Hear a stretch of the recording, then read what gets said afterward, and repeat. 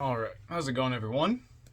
I am finally finished. Finally. It took not very long. But I am done with the stick figure tarot deck that I've made. So I'm going to share it with you. Just rough and raw. Sketch, ink, and index card. I understand that a lot of these will not make sense to some of you. I understand that the order might be a little bit weird for some of you. The artistic expressions might not be to some of your liking, but I think that most of you will find something in at least some of these cards that will either be enlightening or funny or perhaps thought-provoking. That's sort of the idea behind this deck. Is a lot of decks are very, not that this deck isn't expressive, but a lot of decks are trying to tell you something. This deck, I feel like, in a lot of places focuses on trying to get you to ask yourself questions, trying to get you to ask yourself how you feel, how you think, how you visualize things. So, without further ado, let us begin. I'm going to just go through from the major arcana, or the trumps, through to the pips, or the minor arcana. The way that this deck is, at least currently ordered, is the trumps, and then the ace of the suit, the king of the suit, the knight of the suit, the princess of the suit, and then the queen of the suit. And then it goes 2 through 10. That's a philosophical quandary in and of itself for some of you. For some of you, it'll make perfect sense. To keep it simple, I will say that it has something to do with the way that the elements come into being, the way that they manifest, and it has a little bit to do with the way that the elements are comprised and the way that the cards are comprised of the elements. So let's get into it. I will leave it at that. I'm hoping I might actually turn the lighting up here, okay, and just to help with the cards.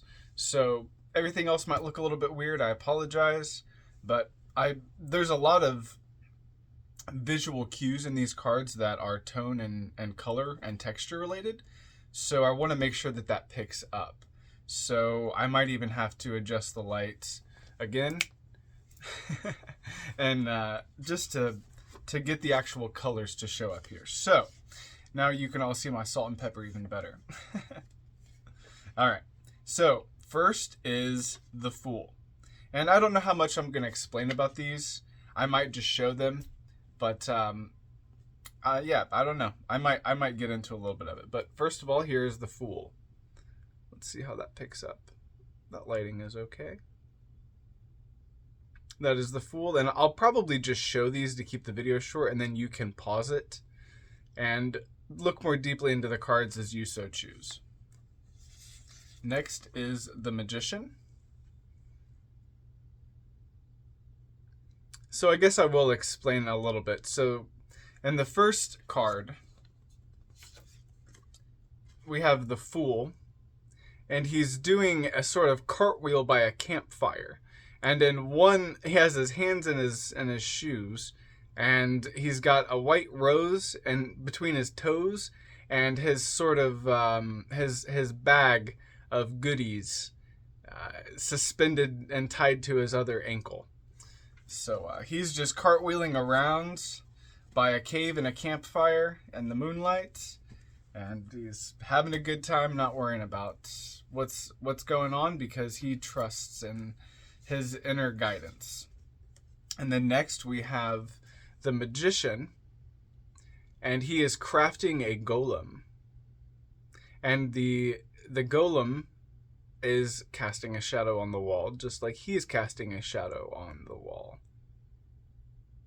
And the position of the shadows are relevant. Okay, next we have the High Priestess. And this is, there's a couple ways that you could look at this. I designed these cards so that they could be seen in a couple different ways. So you could either see this as like an obsidian scrying mirror, or you could see it as a bowl of water. Technically, it's an obsidian bowl of water, but again, you can see these however you want.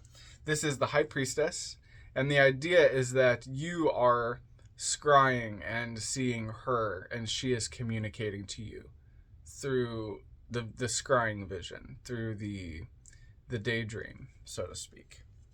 And this one's more simple, but some of the cards, there's less colors, there's less going on, because it's more about the idea. And I sort of wanted the viewer to take it in and meditate on it in their own internal world. Next we have the Empress, which you could look at as perhaps like a Caridwen figure, but it's perhaps just Mother Nature to most of you. And she's got a bubble and brew, a stirring, and there is a black owl and a white squirrel beside her.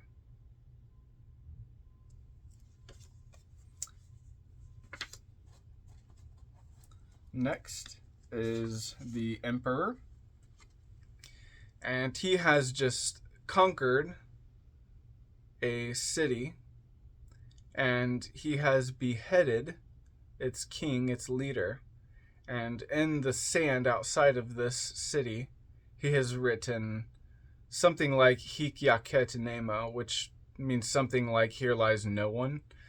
Whether or not that's accurate translation or not, the idea is there.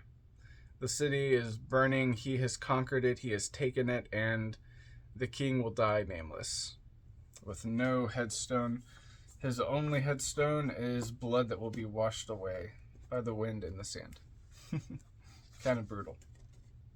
Next, we have the Hierophant. Okay, you can see this here. We have a tarot card laying here under the sun and dreaming himself into creation. And sort of a foreshadow, it is another card that we will see further down the line. That's the thing about this deck, as well as there are a few themes that are running through it that you might have to glean across a few views of the deck. And there's different stories that are told if you put the deck in different patterns in different ways. Like if you pull all of the court cards out, there's a certain thing going on. If you pull all of the swords out, there's a certain thing going on. So there's a little bit of foreshadowing that happens because of that. Next is the Lovers. And unlike traditional decks, there are more than two here. We have an ear, a pair of lips, an eyeball, and a thumb. And just as the eye loves the creations of the thumb, and the thumb loves to create things for the eye, the lips and the ear have a similar relationship. So they are lovers. Next, we have the Chariot, which in this case is the act of meditation. Hello? I don't even know if this one's going to show up. Let's see if we can... Oh no, that was too much. How about a little bit less? Alright, let's see if this shows up now. Yeah, the colors are a little less. One more up. Yeah. We have a sort of bleeding eye in the forehead. And then we have these sort of magenta rays coming from it. And the plan is to have this all be matte black, and for these stars to be like reflective mirror sort of material. But we'll see what happens. Okay, next is Strength. I might actually scoot up a little bit closer because I'm finding myself having to lean. Okay, let's try this instead. Next we have Strength, which in this instance is the act of forcing the eye open and or forcing the mouth shut. And this relates more to magic than society.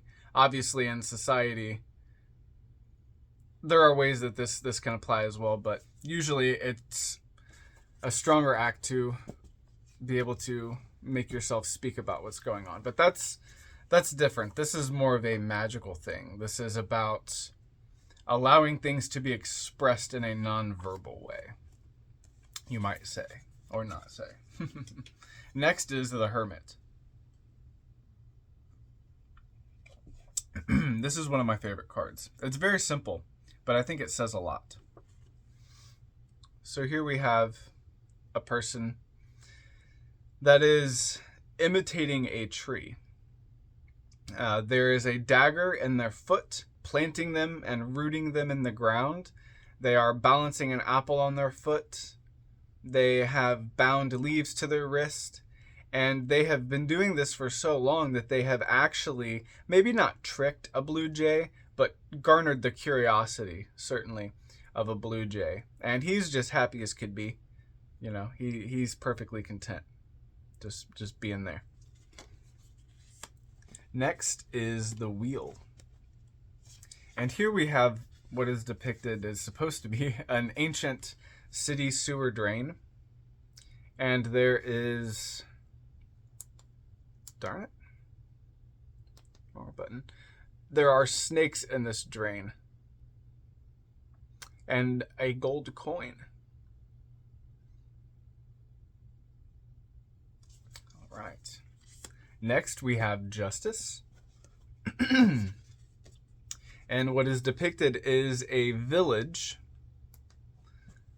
A sort of, you might say primitive, I might not, grass hut village. It's a more traditional village, you might say. And it is... the village is chasing out this more modern person who has been stealing from them, collecting taxes, you might say, too many of them. And they were fed up. They had enough. So they cut off his tongue. As you can see here, they cut out his tongue and they ripped out his gold teeth.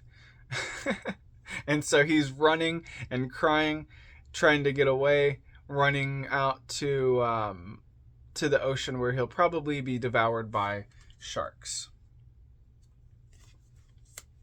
All right, next is the Hanged Man. These might have gotten out of order. I don't think they did, but so far so good. Okay, this is the Hanged Man. And what is depicted here is someone hanging from a tree trying to save a drowning person. And you might ask, who is the Hanged Man in this scenario? Or you might not. Next is Death, which this might look familiar from the Hierophant card.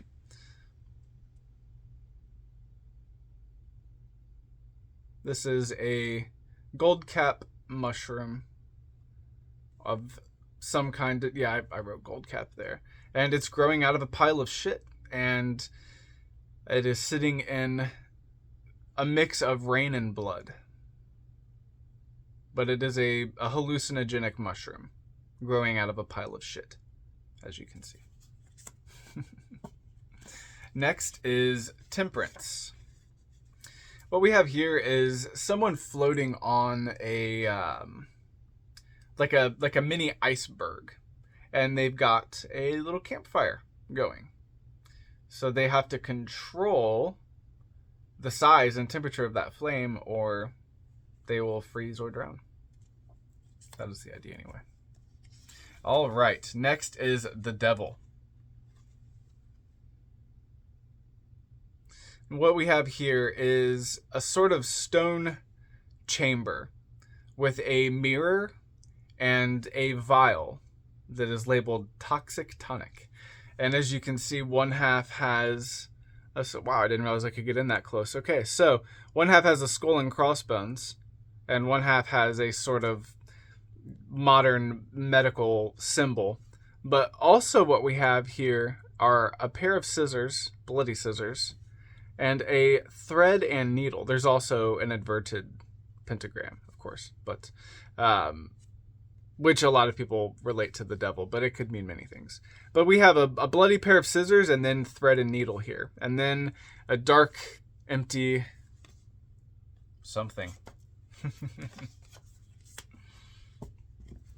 Next is the tower.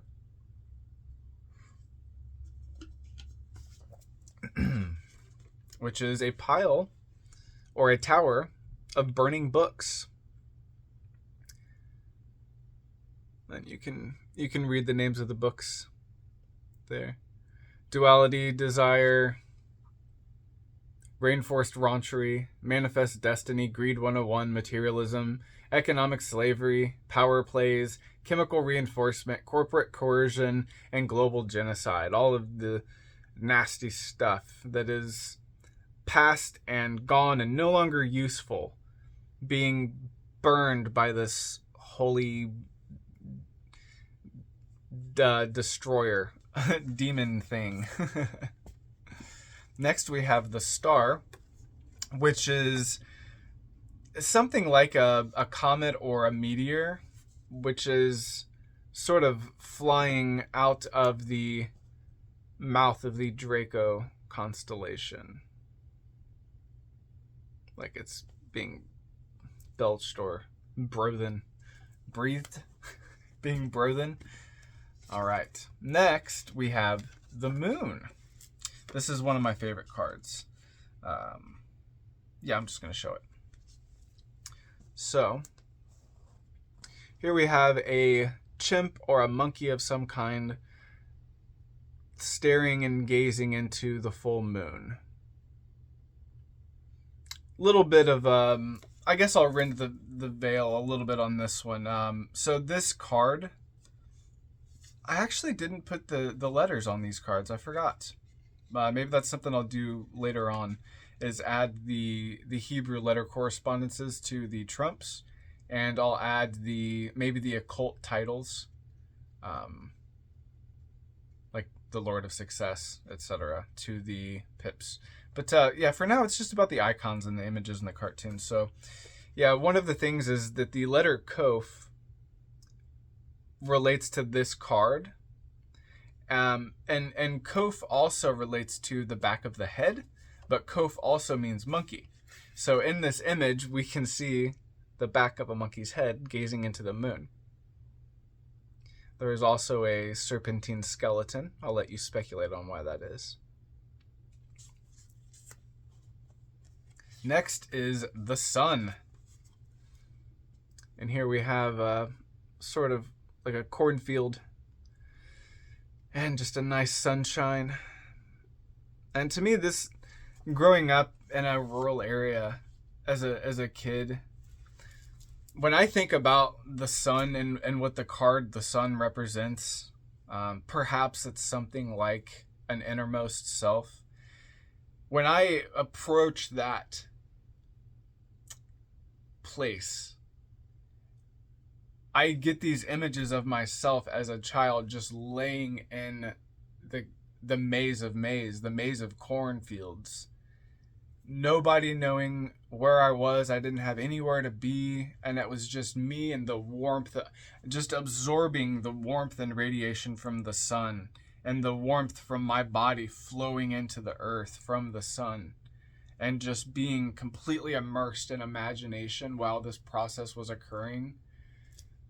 I mean, it's a very magical, very, very magical thing, that the energy of the sun flowing through you and the energy flowing through you into the earth and potentially into the corn around you that you might be eating later. I mean, it's just a very, very magical thing. So that's why I digress. That's why this image is here. That's the place I used to sort of lay in. Next is Judgment.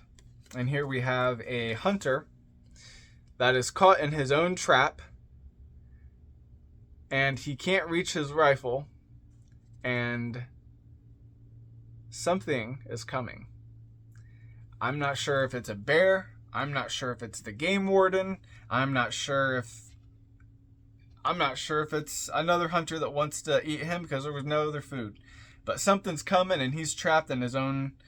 He's caught in his own trap, and he can't reach his weapon that he's learned to rely on. And the sun's going down as well. So. And last but not least, for the trumps, we have the world. But we're looking at it from the moon. And you can see Saturn in the background there.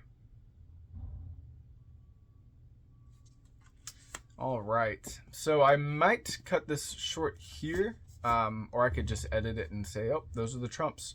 But I guess I'll just go ahead and keep recording for a longer video as well. Now we are getting into what's known as, in some circles, the minor arcana. And this might be confusing for some of you, because the way that I've dictated this, the way that I've illustrated it, it sort of shifts around. Because I wanted to show the interaction of the elements creating sub-elements. So if this doesn't make sense to you why I did this, perhaps meditate on it or drop a comment, email me, ask, why did you do this instead of that? Or what did you mean by this? And maybe I'll be able to tell you, but a lot of this process, I didn't even understand what I was creating until it was done. There was a third theme that I didn't even catch until I was adding the last color to the last card. And it was just like back of mind to front of mind. Like I realized what I had just done. So anyway, moving on. This is the Ace of Swords. It is a gnarly, grinning mouth. Let's try that again. Gnarly grinning mouth. And as you can see, it kind of smudged, but this Ace of Swords is meant to represent the energy of the spirit of air, or spirit of wind. Okay, I call it wind.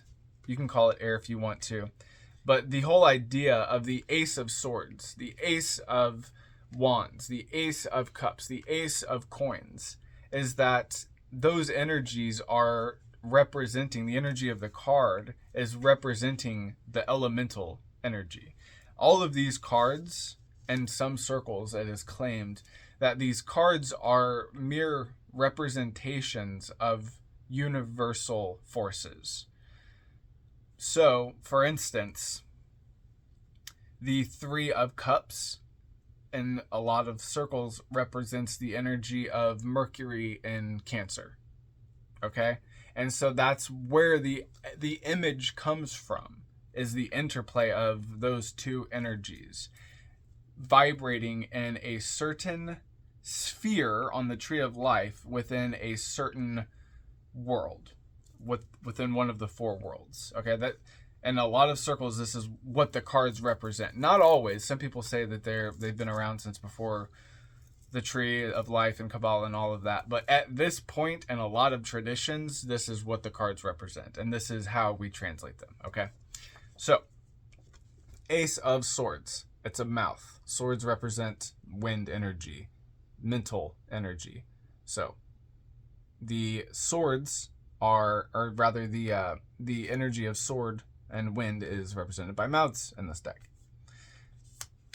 Next is the King of Swords. This is the king sitting on his throne, contemplating. Awesome. So, as you can see, there are two globes at the top of his chair, and they are kind of mirrors, suggesting that he is aware of both worlds. All right, now this is where it might get confusing for some. We have the Knight of Swords, but it's not lips, it's a thumb. Because what I'm trying to show here is the interaction of the elements. The the element of wind is the sword, but depending on who is wielding it, it has a different frequency, okay? So now we have the Knight of Swords, which is, here we go. Turn this down here. And you can see his little hat has like little tassels on it, but that they almost look like flames themselves. And he is up and ready to go. He's got even a little bit of blood on his sword. Next is the Princess of Swords, depicted as an ear with a dress. Nope, wrong way. There we go. So, here's another foreshadow. She sees her mother, the queen, out the window on the ledge. So she is sort of meditating and thinking one day. And then in the next image, the Queen of Swords, we have what is going on outside the window, which is the queen addressing the crowd. And you can see she has her little dagger there as well. Okay. Now so those were the court cards. So the pips and the courts are mixed. The lesser and the royal cards are mixed, but there's a reason for that. Something to do with the elements interlaying and scattering and diffusing, causing sub-elements and then meta elements, whatever comes after sub. So, proto? No, not proto. Anyway, 2 of Swords. Nope.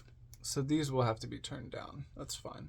So the 2 of Swords is the energy of Libra. Sorry, the energy of Luna in Libra, vibrating in the sphere of Hokmah and the world of Yetzirah. Now, we could rearrange these and call these whatever. The idea is that this represents the frequency of a certain kind of energy. And it's 2 lips hanging out in the park on like a picnic, kissing.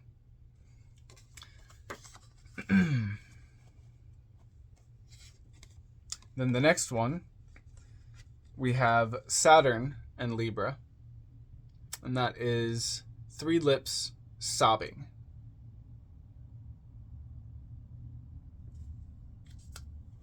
The next one, admittedly, did not get portrayed in the best way, but I think you'll get the idea.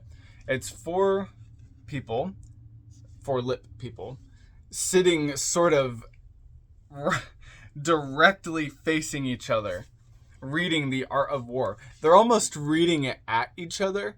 And one reason for that is this card is also known as Truce, or the Lord of Truce. So there was a conflict going on. Perhaps that's why they're all sobbing and throwing a fit here, and they had to bring in like a mediator. And now they're all reading the Art of War. But like, as you can see, like the chairs are they're so close and in each other's space that the chairs aren't even equally spaced. They're like I said, they're reading it at each other. Okay. Next is Venus and Aquarius, the 5 of Swords. And this one isn't coming through super well, but it's supposed to be like black lipstick. And there's like a lip piercing as well.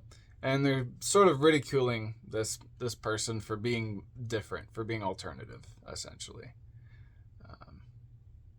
Seemingly, that's all they did wrong was be different. And then in the next card, the 6 of Swords, we have a classroom with people learning and this teacher demanding that they repeat after him. Then we have someone sort of in the back of the classroom daydreaming next to the alternative kid who is sort of whispering to himself out loud that all of this is lies. And then the other kid is just sort of laying on the ground, sleeping, dreaming of a caterpillar. Yeah, and this is Mercury in Aquarius. 6 of Swords. So Tiferet and Yetzirah. Or however you want to place the worlds. Technically, with the way that these are placed in the deck, since swords are first, a lot of people might think that that relates to Absolutes. But you do you. You stir your own salad, you know what I mean? You can chase yourself around your own barn, is what I'm trying to say. The 7 of Swords. Luna and Aquarius. What is supposed to be depicted is 7 people relatively close to the surface of the water, drowning while screaming for help. Futility. Futility. Okay. Next is the 8 of Swords, which is Jupiter and Gemini. This is interference. So we have a bear just sort of like reading a newspaper. It's hard to there we go. Hard to see what you can see. There's just like a bear, like he's just like reading a book or like reading a newspaper. And then we've got one person freaking out. And like he's just trying to chill, and this guy's interfering and screaming and getting everybody riled up. Except people are interfering with him as well, because as he's yelling bear, someone else thought he said mare. And then this person thinks it's a game, so they're rhyming now and they're saying swear. And now this has become a game. Chair, prayer, stare is how it ends, which is basically the opposite of what this person is trying to say run. And this person is basically just like zoning out now at this point. So this is sort of interference, but then further interference here is sort of the idea there. Okay. I apologize if you can hear that beeping in the background. There's some kind of construction thing happening in the middle of cornfields. I don't know why. Maybe they're putting up a new telephone pole or something. Next is the 9 of Swords, which is Mars in Gemini. And we'll just jump right to it. The alternative different person has not only been given a dunce cap with a cracked head skull on the top, they have been, their lips have been sewn shut. And also, the kid is making fun of them. This kid was sort of like, almost like a teacher's pet, like in the last one, and now we see that because he's not even concerned with repeating anymore. He just wants to make fun of the alternative kid. And then we have the kid next to him that was meditating on a caterpillar, or rather asleep and dreaming of a caterpillar. He's now learned to control his unconscious states. He's juxtaposed in meditation, and that caterpillar is now a butterfly. And another thing about the cracked skull on the cap, they mean it as he's been dropped on his head and he's dumb, but the cracked skull and the artist's mind is about being open-minded. And that's perhaps why he's different. Next is the 10 of Swords, Sol in Gemini. We have a scene of chaos, and then a bunch of the people who caused the chaos saying that it was karma, and it's a dog-eat-dog world, and who are these people anyway? Well, I don't even know in the first place, while people are laying dead and burning. And you can see they all look exactly the same. They all have the same stupid hat. They all have the same exact posture. They all have the same exact means of chaos. It's cookie cutter chaos is what it is. Okay. But there's also, well, I'll move on. The 10 of Swords is an interesting card. It's not always 10 swords and a corpse's back. sometimes the focus is the future. So I will move on. Next is the Ace of Wands, which is a thumbs up, sort of. And it's supposed to be my my thumbs up.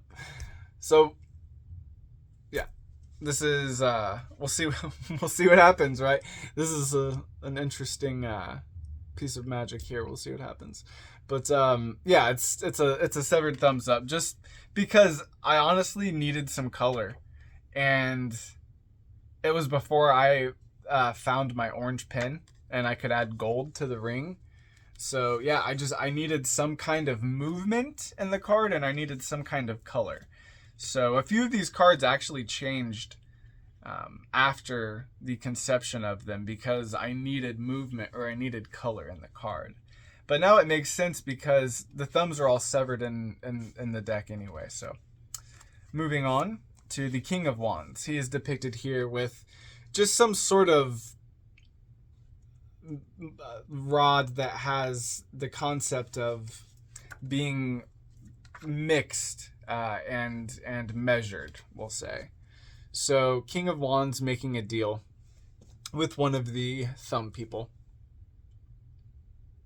He is a man of action and decision. Next we have the Knight of Wands.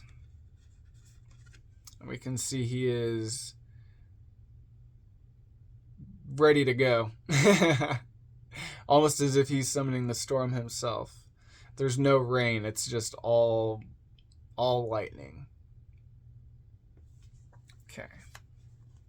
Next is the Princess of Wands, and she is seen dancing joyfully. Let's see if I can turn the light up on this one, because the colors are kind of important. So there you go. Swirling and twirling, and it's a nice day outside. Next is the Queen of Wands.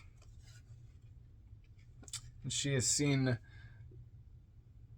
basically running a type of charity thing where like clothes and fabric and food are being given, and the person being depicted here is basically saying bless the queen. And the idea behind this is it didn't have to be said, so I wanted to express the idea that she is beloved by her people. But you know, you think what you want. All right, Two of Wands. We have someone we have one thumb that is oppressing another thumb.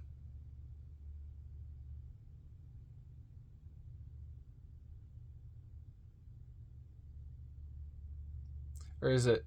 You know, honestly, I've forgotten whether it's dominion or oppression. I believe it's dominion. Yeah, so this card is, I believe, depicting the Lord of Dominion. And it's one sweaty thumb on top of a, like, crying, beaten thumb. And then you can see there's like a vulture and a sphinx and stuff and a pyramid. All right, moving on. We have the Three of Wands. Two thumbs carrying a thumb to the ICU. One saying they fought very bravely, and the other saying, if you say so. Then we have the Four of Wands, which is four thumbs holding up a roof. And there's a sort of Escherian, MC Escher sort of thing happening here. Or there's supposed to be anyway. And yeah. There's a nice rug to tie the room together there. Alrighty. The colors are... these cards are color-coded, we'll say. And I haven't been mentioning the energies of the cards, I apologize, but let's see. I mean, they're listed on there, but so we have Mars and Aries. We have Sol and Aries. Then we have Venus and Aries. Then we have Saturn and Leo. which is the 5 of Wands. And it's just 4 thumbs and a fight cloud, basically. Nice and simple. All right, then we have the 6 of Wands, which is 4 thumbs and a race. Or 5 thumbs in a race, sorry. And then 1 sort of standing off to the side cheering over here. One of them is no longer even participating. He's passed out. And then the person that's winning, they don't even know where they are. I'm not even sure they realize they're in the race to begin with, which is the case for many people who are winning in life right now. No idea they're even in a race, but they are winning. Then the 7 of Wands, which is someone, one thumb person, saving 5 others from a 7th thumb who is claiming that he was just kidding. And then we have our sort of silent savior here. It was more about action than words. And that is, yeah, Mars and Leo. Then we have Mercury and Sagittarius, which is an 8-thumbed hand, the Lord of Swiftness. It's supposed to be like severed at the wrist, you know. All right. Next is Luna in Sagittarius, the 9 of Wands, which is 1 thumb, sort of like bench pressing 8 other thumbs on a piece of particle board or OSB or what would you call plywood. All right. 10 of Wands, Saturn and Sagittarius. And this is oppression, Lord of Oppression, I believe. And he's sort of like reading off his royal birthrights to all of these people that are, I mean, there's 9 of them and 1 of him, but who knows how many people are behind him, not shown in the image. But the idea is that, I mean, they're kneeling and he is seemingly in control, in charge. And then we have the Ace of Cups, which is an ear holding a stop sign. Wrong way. Something about silence and meditation here. Then we have the King of Cups, enjoying a nice sunset here. Just sort of taking it in. I think originally I was going to have him recite some poetry, but I didn't really leave a whole lot of room for that. So I just created a poetic moment. Or attempted to, anyway. Next is the Knight of Cups.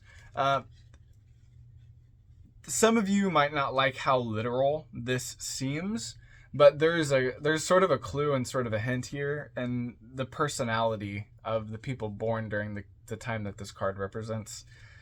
This is the Knight of Cups, and he's at a bar with another person, and there was the idea of a competition here, but he's demanding another, and the other person is saying no, please, and the bartender's seems like he's sort of used to this thing here. So I don't know if you noticed or not, but this dude's all squiggly over here. Next is the Princess of Cups. You don't see her. You just see her reflection. And her fists are sort of balled up as she's looking at herself in the mirror, and she's thrown this drink, whatever this chalice is and represents it, she's cast it to the side momentarily, if not indefinitely. Okay. All right.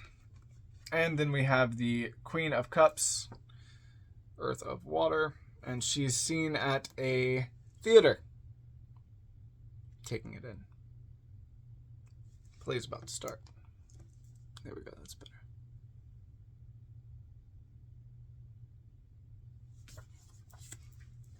All right, the Two of Cups, which is Venus in Cancer.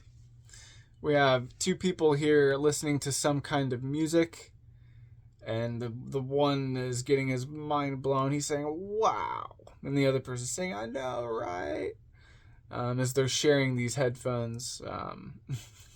It's funny, when I first made this card, they were going to wear headphones, and then I'm like, oh, well, people might not even know what those are, like in 5 or 10 years. So then I was like, okay, earbuds. And then I was like, well, the earbuds aren't even supposed to have cords, but it's more obvious that they're earbuds if I give them cords. And then I was drawing the earbuds down to a Walkman CD player. And then I realized, it's got to be an iPod. And then I realized it had to be an iPhone. So this whole process of making this card aged me probably 10 years. Wisdom-wise, hopefully. All right, moving on. We have Mercury in Cancer, the 3 of Cups. And what is depicted here are 3 ears with piercings. This is a sort of tunnel gauge piercing, but it looks like a peace sign because of the way he's shaped.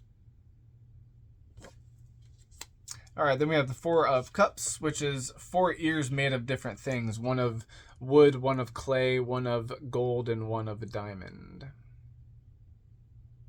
You can see there's supposed to be like a sort of wood grain on that ear, but I didn't do the best on that. Okay, then we have Mars in Scorpio, the 5 of Cups. 1 ear sort of just ranting to 4 others that are asleep, and he's now mad and cursing because they aren't listening. But if he had read the room, he might not be so frustrated. The 6 of Cups, Sol in Scorpio, is someone doing some kind of slappy clap dance, making music for 5 other ears. Then we have the 7 of Cups, which I believe is the Lord of Debauchery, which is sort of something enjoyable taken to the point where it's harmful. So we have 7 ears at a concert that are so close to the speaker that their ears may or may not be bleeding, but they're sort of... I did think oh, whoa, different color, huh? Interesting. I think I forgot to add in the extra blood on the ears there, which I might go in and do at a later point. But I don't know. Maybe the ears aren't bleeding. Maybe it's just that they're so close that it's... I don't know. The idea of debauchery, though. You know what? I'm gonna do this on the spot. I'm gonna give these ears some blood real quick. So he needs some blood. He needs some blood. Yeah. You get blood. You get blood. This is like an Oprah Winfrey metal show. No, it's better than that. Alright, so now that's better. Yeah. Now it's actually debauchery and not just enjoyment. So the ears are actually bleeding now. There we go. Much better. I guess they already were bleeding from being cut off, but now they're bleeding from the amplifier and the cab. Okay. Moving on, the 8 of Cups. We have someone at the park. Oh, this is, the last one was Venus in Scorpio. This one is Saturn and Pisces. And it's one person just sort of lounging around at the park. Like, they've got a guitar, but they're not playing at the moment. Maybe they're meditating on what they're going to play next, and they've got a little plate tip. And they've got a little squirrel friend there, squirrel pal. Some people have a girlfriend. He's got a squirrel friend. After a different end, of course. So, yeah, these people here are mad that he could possibly be sitting around begging for tips and things, which it doesn't really look like he's begging to me. And the other people are happy that, you know, they're at the park having a good time and that someone's there potentially going to play some music. So, yes. Next, we have the 9 of Cups, which is a drum circle of ears.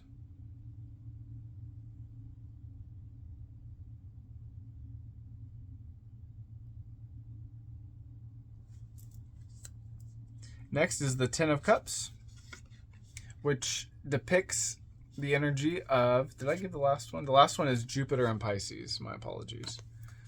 The next one is Mars and Pisces. It is a stone staircase leading to a cave where there are 10 ear people meditating and waiting for a drop of water to drip off of a stalactite into a pond of water that seemingly is comprised of these drops of water. All right, next is the Ace of Coins. I have depicted here an emerald eye. I did not have the colors to do the paisley handkerchief underneath, but it's supposed to be a gold and maroon paisley handkerchief underneath an emerald eye.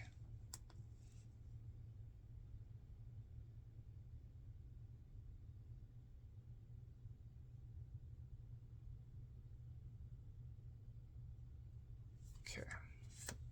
Next is the King of Coins, seen here with his hand on some sort of pentagram or symbol, or I guess it'd technically be a septagram.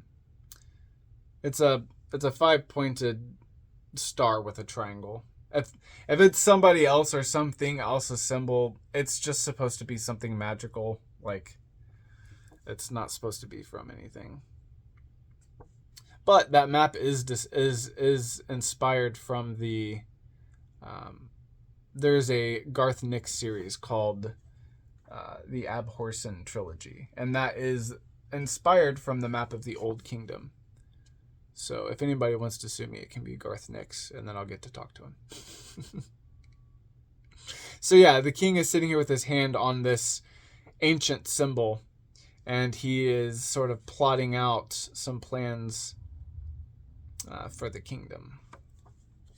Next is the Knight of Coins, which is a thumb person getting ready to enter the Colosseum. And he is roaring and ready to go. Originally, he was in the Colosseum, but something happened. Now he's on his way. I had a moment. I had an episode, and then the next thing I know, the card changed. What do you do? All right. Mostly joking.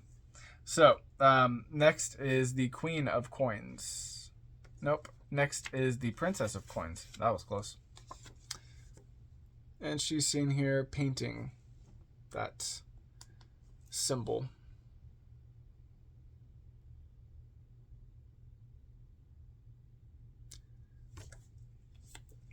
Then we have the Queen of Coins, seen in her garden, wearing a dress with that symbol, planting seeds. Next we have the Two of Coins, which is Jupiter and Capricorn. And here we have a mask, which is inspired by The Mask, the film, as you can see. And as you can see, it has two different colored eyes. Man, that graphite adds an effect. Next is the Three of Coins, which is Mars in Capricorn. And this is some sort of magical eye dreaming. It's an eye speaking symbols. And that is causing him to dream or have this vision of someone or something else.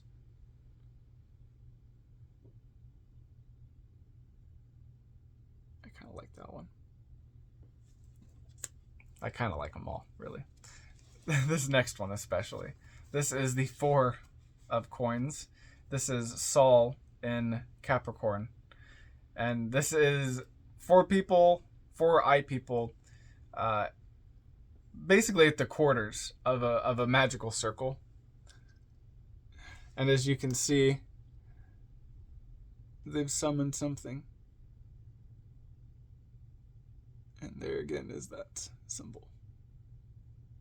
Some sort of grimoire and some sort of chalice.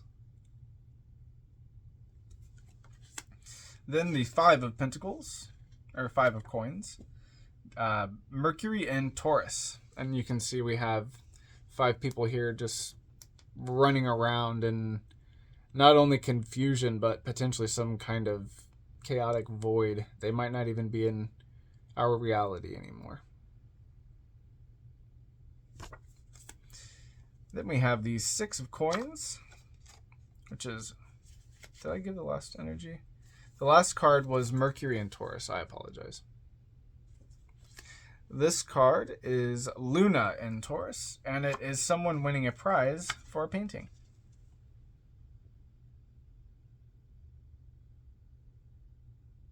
And as you can see, there's a pattern on the ground. Pre-prod notes, man. Okay, next is the 7 of Coins, which is someone climbing an icy mountain with some other people. Perhaps it's Everest. And they either didn't make it to the top and now they're going to die, or they did make it to the top and they're on their way back down, but now they're going to die. Either way, they aren't going to make it. But the idea is, to some, that would still be a victory. To die on the journey to the summit, that could still be, to some, something worth doing. Or the fact that he made it to the top, it doesn't matter if he makes it back down. There's a little bit of a question there for some people. Next is the 8 of Coins, which is Saul in Virgo. And here we have 4 people watching 4 people. That's all. Next is the 9 of Coins. And we see some sort of gem mine operation going on here with ropes and pickaxes and things. You can see they've mined diamond and ruby and sapphire. And then last but not least, the 10 of Coins. And what we have here is a grandfather and his grandchildren. That's all. I hope you enjoyed it. I can't believe this was under an hour. At the same time, I can't believe it took me an entire hour. I hope you're all well. I hope you have a great rest of the week. I hope you have a great rest of the month, great rest of the year. And yeah, let me know what you think. Let me know what your impressions are in the comments. Let me know if you want to collaborate and try to do a form of this, either recreating it if you're a better artist, or if you're a practitioner as well and you'd like to collaborate in some way. Feel free to use these concepts and these symbols in your own way. Obviously, you know, this is all shared information at the end of the day. It's more important to me that the images and the ideas get out there than who or what gets credit for them. So that's one reason I wanted to share it with you. Medical conditions make it to where I don't know if I'm going to be around tomorrow or 10 years from now. So I like to share what I have when I've got it. But yeah, that's all. Take care, and see you in the next one.